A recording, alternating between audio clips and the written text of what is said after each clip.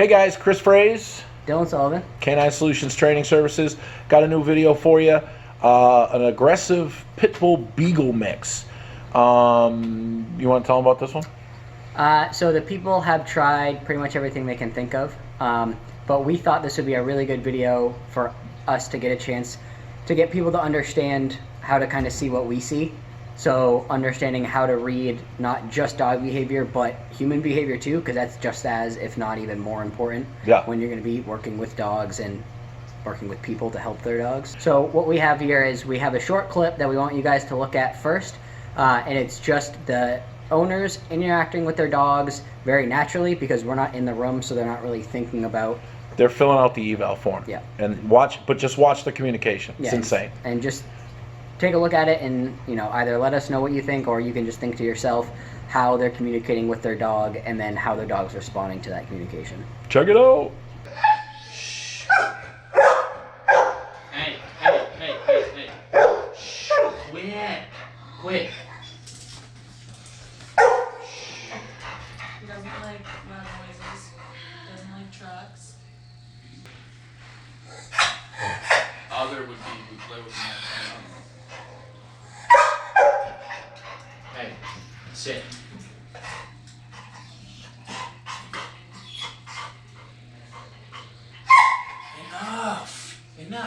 Enough. It's okay.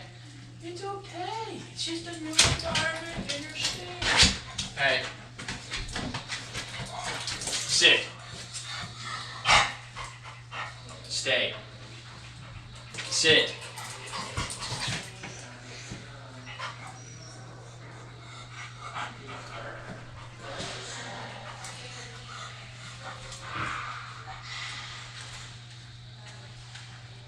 Hey guys.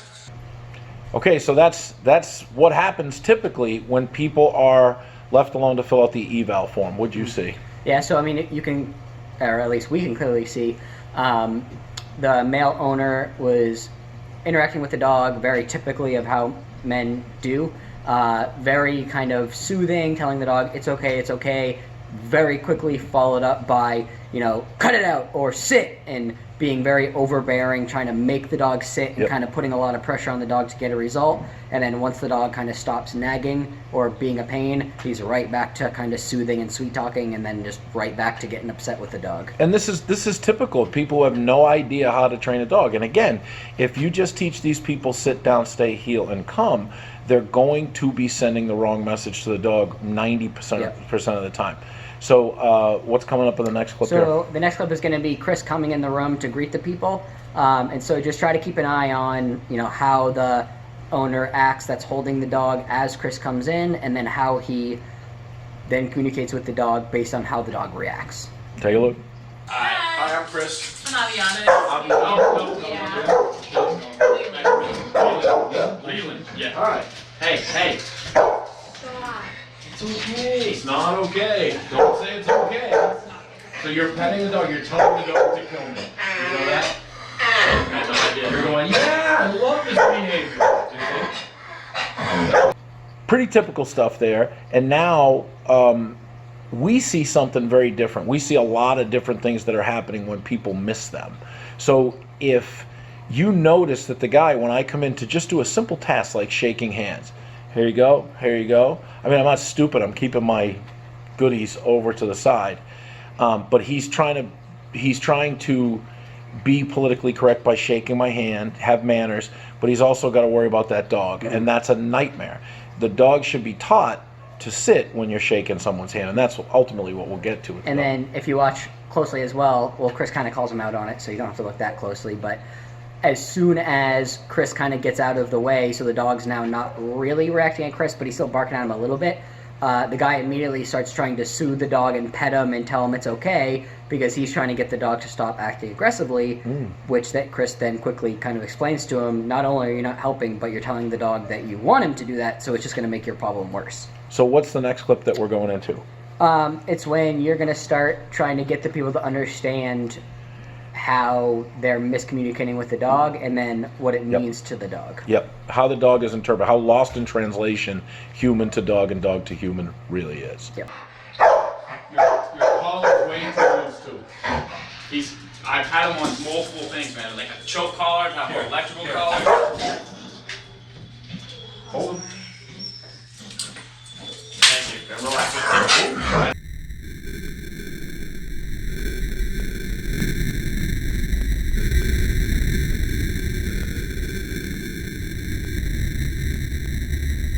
Don't pet him. Do you see? Do you see it? No, I'm literally trying to calm him down. But I understand what you're trying to do. But when you pet him, look at me. I understand. It's not a big. It's a huge deal for you. We do this every day. Every day. So the problem is, when you do this to calm him, if he sat and you said, you're reinforcing the set. Okay. Yeah. If he's barking trying to kill somebody, And you we're go, doing the same thing. you're telling him to. It's okay. Yeah. It's not okay. Yeah. So if you had a kid that just punched him in the face, would you go, shoo, shoo, shoo, it's okay? No, I You're feel like, like what the f is wrong with you? Yeah. Right? That's it. So while you're here, So, as you can see, so many times with the average dog owner or the people who look on the internet for how to train their dog, there's a nuance there that you might not be seeing if they're training their dog at home. If they're praising their dog for being an idiot and punishing it for doing the right thing, you're going to have a problem. So it's super important to us anyway to get the message across to the person that the dog doesn't think like a human and the human doesn't think like a dog. There are places where it crosses over, but by and large it's not what you think it is. And we see that all the time. What's the next clip coming up there? So the next thing is going to be we get more of a deep understanding of how the owners think about the dog and how it affects the way that they live with him. So, like emotional? Yeah. Check this out. So, what do you think the best way to calm him down right now would be? no, Just let him do it? we're not going to calm him down. All right, so So you're going to see a different dog later. okay. So honestly, we got a new apartment in Portsmouth. Just moved here from Manchester. I got him when he was about 2 months old. And the person that I got him from was not very good, obviously. He had worms, heartworms, all that They said he health was a issues. very people puppy. So when I got him, he already had problems. As you guys can see there, the male owner clearly has a lot of guilt about where the dog came from and how he was sick when he got him and all this other stuff. And the problem with that is most people, when they get a dog that has any sort of physical ailment or health issue, Or came from under a trailer. yeah, something like that, Yeah. they tend to have a very, very hard time getting away from that and moving on from that. They pity the dog. So then they just never ever put the dog in a situation that's going to help the dog grow because they always feel bad for it because of where it came from. Yeah. And nobody feels bad for us and what we've been through. So there's a difference between not caring and caring in a way that makes the dog grow, or hyper compassion, which is, my God, I feel so bad for you, just do whatever you want, bite the mailman, pee on my couch, whatever. It's not healthy. So now this next clip is going to be a little bit more still guilt associated, but the owner is going to tell you a bit more about how they've been living with the dog since they got it after he told us about guilt from where the dog came from. So check this out. Check it out. And I was working concrete, building foundations and stuff every day, so I was gone for like 12 hours a day. And so he would be at home alone, No, but you'd be with your roommate. yeah. The most interesting thing that I saw there was that the guy's got some guilt about leaving this dog alone because he feels like if he was home with the dog, things would have gone a little better while the dog was younger. But when the girlfriend says, your roommate was home, you watch the gentleman become very agitated with her, and she submits. Don't think for a second that we're not watching that to understand how these people think and what the dynamic is. Maybe she's wrong, maybe he's wrong, maybe she's right, maybe he's right. We don't know, but we put that, compartmentalize it, and just make a little note to see what's going on. So now in this next clip, we're going to get a little bit of an idea of the different things that the owners have tried before coming to us, and I don't want to say too much, but they do basically said that not only has none of it helped, but most of it has just made the problem worse. Yeah. So give this a peek and check it out. Not all the time, because my roommate worked with me, remember? 12 hours every day. So people would come up to the window and knock on it and, They heard him bark. and stuff like and irritate him. you're so cute, you know, oh, and then that would get abused. And then it got to the point where he was getting pretty good at meeting strangers, meeting people, and then a couple weeks went by and it just kept getting worse and worse and worse. And now he met our landlord yesterday. He didn't nip at her, but he tried to nip at the lady right next to him, which was, if he would have nipped at the landlord, we would have been, all right, we got it, yep, you're done. He literally tried to kill my dad when my dad came over. We've tried. I don't want to muzzle my dog when I'm done, you know, and I'm sure you understand that, but I have to sometimes. He's got to be muzzled, but then he can't drink water, so we're taking What did you try? to work. Well, we tried muzzle. The other day, I tried to buy like an electric collar. Collars. How'd that work? Not at all. It didn't even faze him. It seemed like it got him irritated. The owners kind of just went through this long list of all the different things that they've tried, but the problem is when owners get desperate and they don't seek the right kind of help, they just start grasping at straws and they just find all these different types of dog training tools and techniques to apply without actually understanding them and how they work and how to use them and when to use them and at what level to use them and all that kind of stuff. So when people start doing things like that and improperly using tools, not only does it usually not help, but more often than not, it actually can make the problem worse or much, much worse because the dog is totally misunderstanding what they're attempting to kind of correct the dog for or punish. What'd they use? They used Electric collar, muzzle, choke collar, and prong Prong collar. collar. And then now they just have a very loose fitted collar on. right. Okay. So now when you see all these different tools and people who are uneducated about dog training and even some dog trainers, they just say, well, go get this tool and this will help you. Yeah. No, it won't. If it's just sitting there by itself, it's not doing anything. You have to understand how the dog perceives the tool, and you have to know how to use the tool. And that's super important, and we don't see that a lot. We really don't. And what do you want from him? Should just not. We want him to be Maybe- like a normal, obedient dog who we can actually like take places and take around and. I just feel like, you know, Do if things you like knocked that. on our door, he shouldn't be like, But and it's then you ordinance. open the door and he's, you know what I mean, he's going to attack you. And it doesn't, and that's not what But it's I not want. just when we're home, like even if we're walking places and he sees another Right, just saw it. yeah, but it's always. Okay. So what do you see there, Dill? So Chris was just asking them some questions to get sort of a baseline understanding of what these people want to do with the dog and what sort of their training goals are. And based just off of what they actually say, what most people would hear is, oh, they want a well-behaved dog. But what we hear is they don't really necessarily want to train the dog or teach it to do any sort of, or serve a purpose. They really just want to get rid of the aggression problems so that they can exist with the dog. Right. She did briefly say that she wants the dog to be obedient, but I still don't think they have an understanding of what obedience is. Right. And when you see a dog come in this out of control, I think people don't really understand what they're looking at on the far side of the tunnel. You know what's interesting about this next clip? That he gets mad at me. Yeah. He gets. And it's something too that, like, I think a lot of people would miss this. Yeah. It's somewhat It's subtle subtle. if you don't know how He to locks up. read. Yeah. Because the girlfriend sees it, Yep. because she's used to it, obviously. Oh yeah. But I don't think many people would have caught it. He caught the feels. Yeah. And it was something that kind of dawned on him. And I think he wasn't really. He knew it wasn't good for him, or something he wanted or didn't want. Yeah. But then he kind of he was like, "What's happening right now?" But he definitely got a little How you're seeing upset. into me. Yep. Yeah. People get upset all the time. Check it out. Okay, so give me a command he obeys. Sit. That's So about it. honestly, sometimes he only doesn't even do sometimes. that. Yeah, there's no commands that dog He's obeys. really So stubborn. let's go back. Oh, he's not stubborn at all. He's just spoiled. So as you can see, this gentleman was not thrilled with me, but he had enough respect for me to kind of ride it out and see what I was talking about. Yeah. People want what they want. They want to sleep with the dog. They want to take the dog to the park. They want to give the dog a ton of toys. They want to give a dog a bed. They want to give it treats. And when you start to tell them, your dog is like this, by and large, because you spoil the dog, that people, it kind of dawns on people that they're like, holy crap, I did this and I really want to keep doing it. Yeah.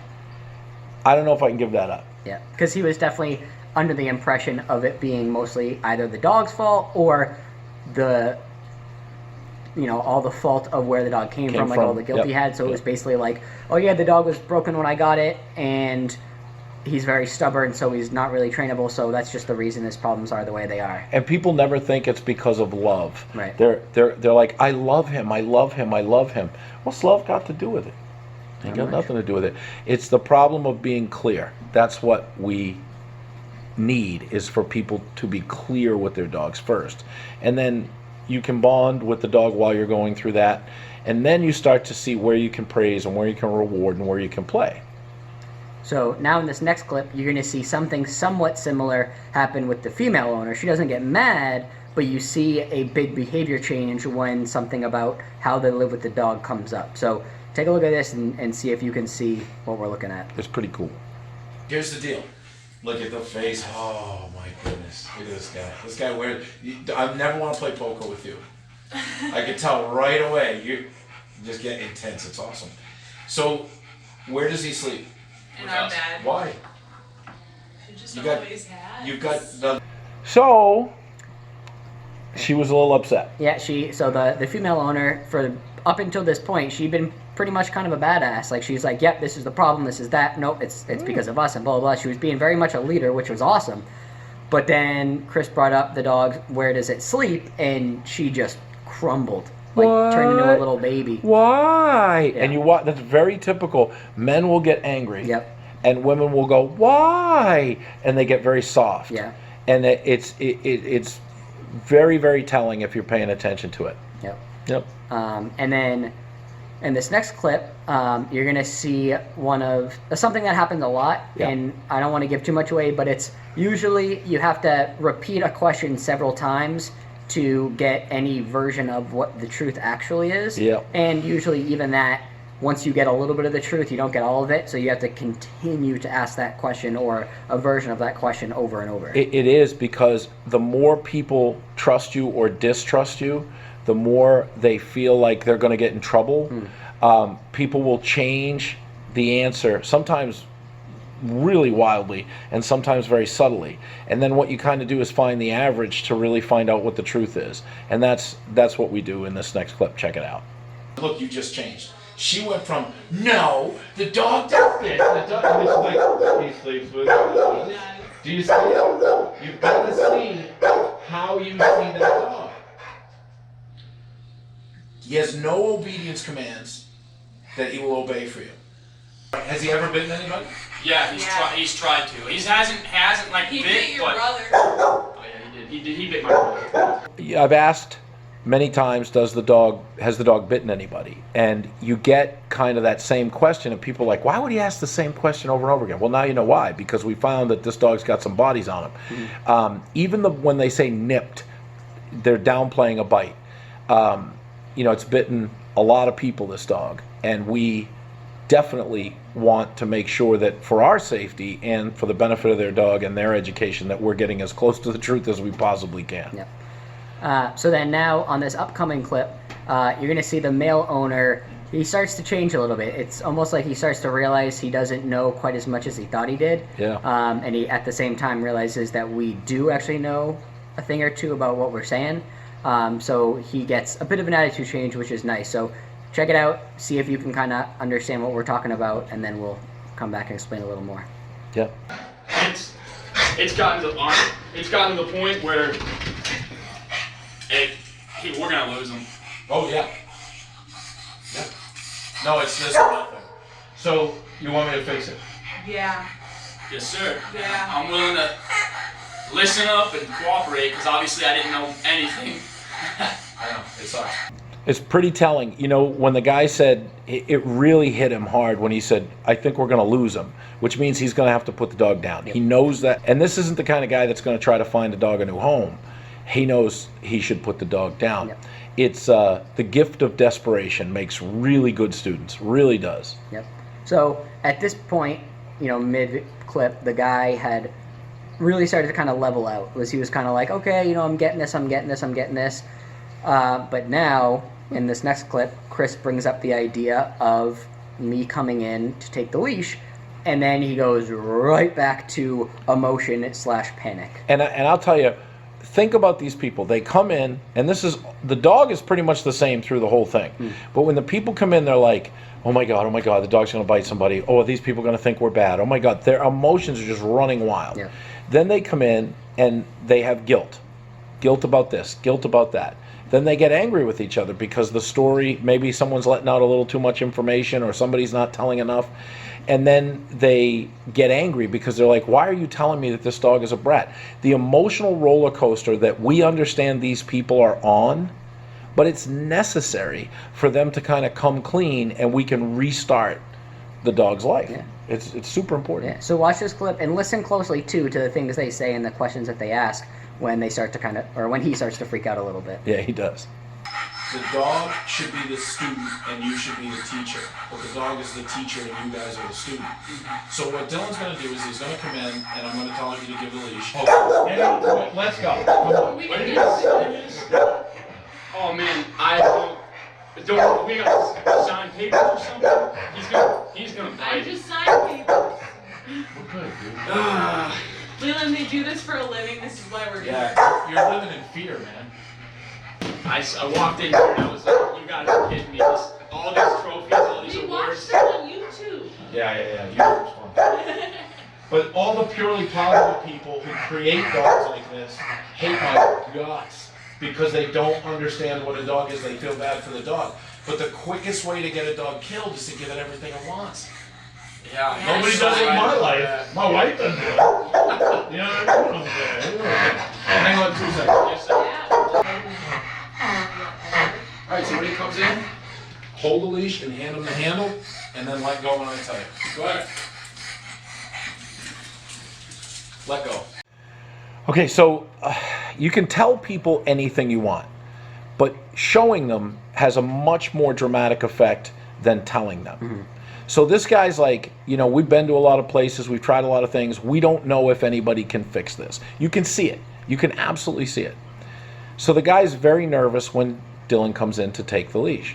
He's about to see Dylan take the leash, and I think he's more surprised than he thought he was going to be. Absolutely. At what this dog is Yeah. going to do. Yeah. So what do you got there? Yeah, so this upcoming clip is going to be when I take the leash. And it's probably one of the worst reactions that we've ever really seen from an aggressive dog. Yeah. So, I mean, you guys can all take a guess if you want at what happens, but it's a reaction. Check it out.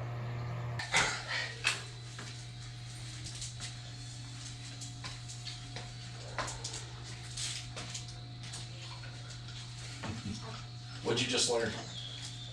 That was honestly my initial read. So the dog's saying no. Yeah. He's saying, yep, you're coming this way. But he can easily overpower the dog. Oh yeah, But he's not. absolutely. He wants the dog to make the choice. Yep. So watch. some years. It's a beagle pit, Yeah. dude. He'll do. Yeah, he's like I said. I was like, I'm thinking, oh, he's stubborn. He's like, you're right. No, he's very clear. He's going to get you in the back, too, because he tried on your way out.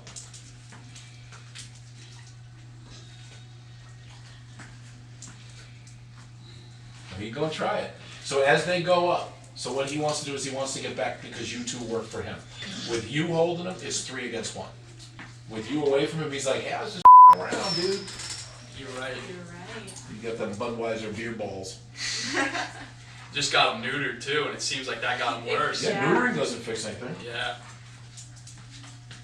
Well, we did it because we needed to for the apartment. Yeah. But everyone was like, oh yeah, he'll be calmer. Nope. No. No. No. The testicles don't bite. The brain tells the mouth to bite. Okay, so these people, again, have neutered the dog very recently. They have used an electric collar, prong collar, choke collar, muzzle, a bunch of different tools, and they've also tried many different techniques. If you don't understand dog behavior, and in this case, human behavior, you can't really ever tell the client where they're missing each other. You can apply sit down, stay, heel, and come, but it's been my experience that that's just not going to take hold. No. It's just not. Especially with with this kind of thing, is you had a young couple with a fairly committed dog given the situation, and that's just a recipe for disaster. Yep, it sure is. All right, you want to pick him up? Careful, he bites me when I pick him up. So. But shit. Here we go. That's all fear. Come out there. So see that fear? Yeah. See that fear? He's like, That's when you're going to see a bite, if you're going to see it. What's he, about 50? Yeah. Yeah, he's like 50 pounds. So when he puts him down, see that dog goes to panic. What he's doing is very delicate work right now. He's got the dog where the dog can't bite him, but what's happening is he goes to put the dog down, he feels the dog try to power, and the dog may spin around and say, get the away from me. Watch. Boom. In that clip, Chris had me pick the dog up, and the reason for that is it can have such a powerful, impression on the dog because it shows the dog without being, harmful or brutal that you're much stronger than it is. Yep. And especially with a dog, not that that's a big dog, but I mean, once a dog hits over 30 to 40 pounds, most people don't, Pick him up. spend a lot of time picking them up. Like if a dog weighs 15 pounds, you pick them up all the time. Yep. But once it becomes a hassle to pick it up, you just don't really do it. Yep. So then when someone does do it, the dog goes, oh my God, you're wicked strong. Yeah, I mean, imagine if someone just went Yeah. zoop, right up in the air. You'd be like, holy crap, it's like you don't have a chance. Yeah, exactly. Subtle dominance. It's pretty cool. Yep. Reading people and the dog is super important. It's super important to us to get to the solution as fast as we possibly can. I can't believe this. I'm going to try giving it back and then take Yeah, sure. Let's get you bit. Just relax your leash. Yes, sir. Yeah, see how he thinks he's tough with you? Do you understand? Yes, And I do. I've noticed, even when if I'm home and Leland's not home, he's better with me than he is with Leland. He's still little, but he's not as bad than when Leland's around. Do you want to know something? Yes. It's going to suck for you. It's because I'm a girl. No, it's because you're a possession. Seriously. Oh, how'd that feel? He's so alpha, it's ridiculous. You are straight up, like if you have a bullshit meter that has a trip fuse, look at your face. You were like, f*** does this guy think he is? For a second. And then you're like, well, he's legit. That's what happened. I saw it. But the dog sees who you are as well. You're so right. You are right. It's how I act. I know. It is how I act. I got you. Had you at hello. I'm so glad we're here. Do I let him? Interesting. Interesting. Do I let him go when he comes in? Oh, let him rip his dick off. No, don't. You just drop the leash. Yep, there you go. Pick up the leash and give it to him. Good. Bye. See you later. Bye. What's up? What do you think? I just can't believe that there was help for him. Right when you were like, okay, he's gonna be a different dog when you guys leave today. So you're gonna see a different dog later. Okay. I obviously respected that, and I knew it because you guys know your stuff. Whereas I deal with mold and asbestos all day. I don't know how to train him, and then now just seeing him, that there's a whole different side of him. It's not your fault. People are telling you how to communicate with a dog, like give him what he wants, get him some toys, bond with him, let him sleep in the bed, and all that stuff. I mean, that's all we get here is dogs like this. You look like you saw a ghost. Yeah. Ugh. I'm like in shock. Why? This is not. Because he's just. Y'all are already making him better. You guys are in 20 minutes. Oh man. Yeah, I mean, I definitely think we can help you. Do you guys have any questions? No, you guys are doing a Y'all remarkable know job. what you're Like this, doing. after this, just seeing this, I don't have any questions for you whatsoever. I think I'm the one that needs to be trained though, and I need to learn some stuff. Yeah. So. And it's definitely a rehab for sure. Guys, we wanted to shoot this video for you and give you kind of a breakdown on our work so you could understand it better, but you could also, it will help you when you're working with a client and with a dog. You can go back on this video and see 1,000 different things every time you watch it. Subtle movements, big movements, things that people say and then they change their mind, things they didn't understand. The body language of the dog and the human and the trainers. There's so much going on there. So much. We thank you for watching. If you liked the video, what should they do? Feel free to like, comment, share, and subscribe. We really appreciate it. Thanks for watching. Peace.